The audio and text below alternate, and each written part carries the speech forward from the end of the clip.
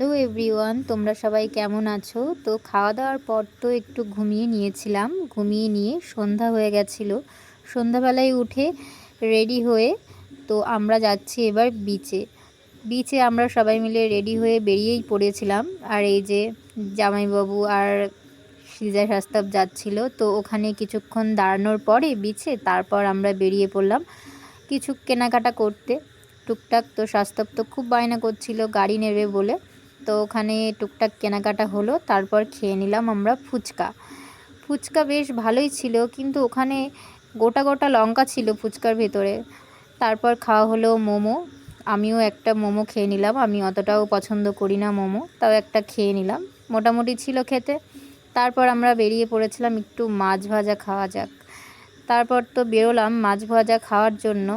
তো সেরকম ঠিক অল্প মাছের দোকান ছিল, সেরকম ছিল না। তো ওখান থেকে চলে এসে আমরা একটু চা খেয়ে নিলাম। আর তোমরা হয়তো ভাবছো যে শুধু তো খেয়েই যাই, সেরকম না, এটুকু তো খেতেই হবে।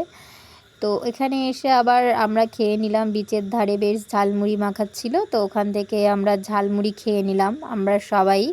তো ওখানে কিছুক্ষণ দাঁড়িয়ে থাকার পর আর ঝালমুড়ির দোকানে তো প্রচণ্ড ভিড় ছিল, তাই অনেকক্ষণ পরে পেলাম ঝালমুড়ি। তো কালকে আমরা যাব পুরীর জগন্নাথ মন্দিরে ভগবানের দর্শন করতে।